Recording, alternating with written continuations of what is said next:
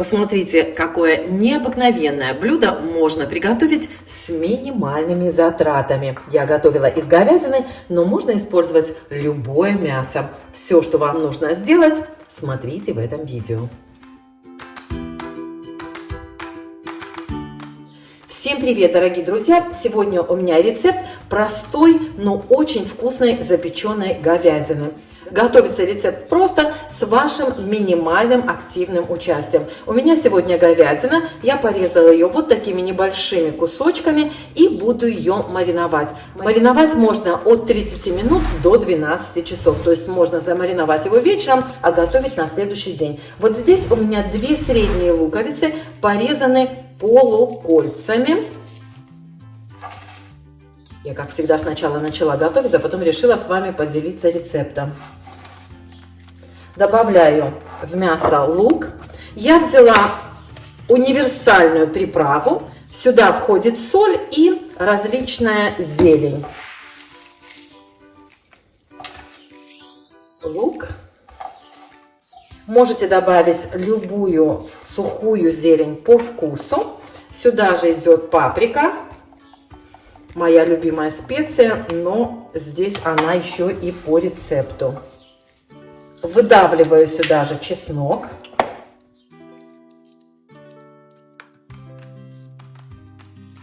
Сюда же выдавливаю пару столовых ложек томатной пасты. Рецепт, как всегда, оставлю вам под видео.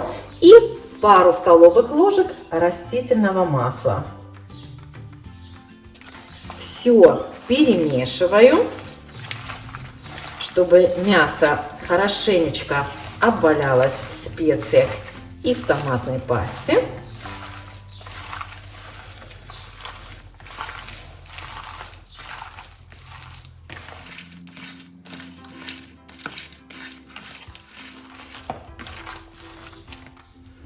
Так, вот и все. Мясо накрываю пленочкой. Как вы знаете, у меня это одноразовые шапочки для душа. И оставляю мариноваться. Как я уже сказала, 30 минут вполне достаточно. Ну, чем дольше, тем вкуснее. Встречаемся позже.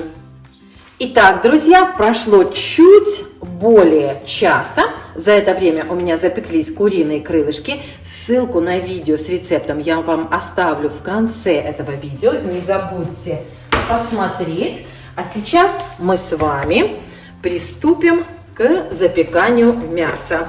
Запекать я мясо буду вот в такой форме из фольги. Девчат, это так удобно, вы себе не представляете. Обязательно приобретите себе вот такие вот формы, когда предстоит запечь что-то, ну такое, знаете, которое потом неохота мыть форму, то вот эти вот формы из фольги очень сильно выручают. Просто складываю мясо.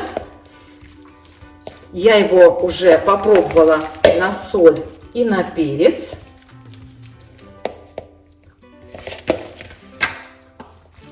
Вот, посмотрите, какая красота. Посмотрите, какое красивое мясо после маринования. Я добавлю, еще буквально чуть-чуть масла. Просто потому, что у меня мясо не очень жирное. Сверху накрою фольгой.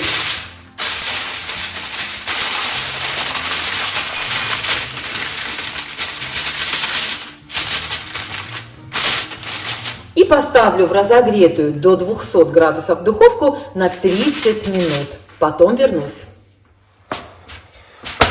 Итак, друзья, прошло полчаса.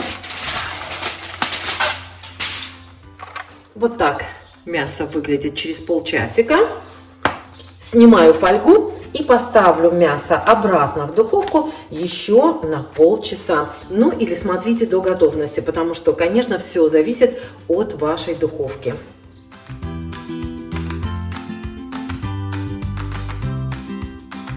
Ну вот, друзья, все готово. Посмотрите, какая вкуснятина получилась. Аромат просто обалденнейший, девчонки, не знаю, но очень аппетитно пахнет. Посмотрите, как выглядит, цвет шикарный. Чуть-чуть вот здесь вот потемнело, нужно было перемешать, но это ставлю на ваше усмотрение. Еще раз хочу напомнить, что нужно следить за своей духовкой. Я запекала мясо в маленькой духовке, у меня там, знаете, 200 градусов, не знаю, даже 200 бывает или нет, поэтому приходится постоянно поглядывать, чтобы все запекалось нормально, да. Вот большая духовка, допустим, там точно поддерживается температура, а в маленькой, конечно, нужно все время следить, возможно, нужно будет помешать мясо. Ну, это вы все прекрасно знаете, что, конечно, нужно следить за тем, что вы готовите. Вот и все дела. У меня готовится рис. Подавать такое мясо можно и с картошкой, с картофельным пюре, особенно с рисом, с гречкой, с чем хотите. Кстати, ребята, обратите внимание, что я переложила форму с фольгой на деревянную доску. Очень удобно. Из духовки прямо вот так я подтянула фольгу на доску и вот так же и переносила. Очень удобно, не нужно одевать перчатки, ничего не обжигает руки. Единственное, что смотрите, чтобы не опрокинулось. Всем пока!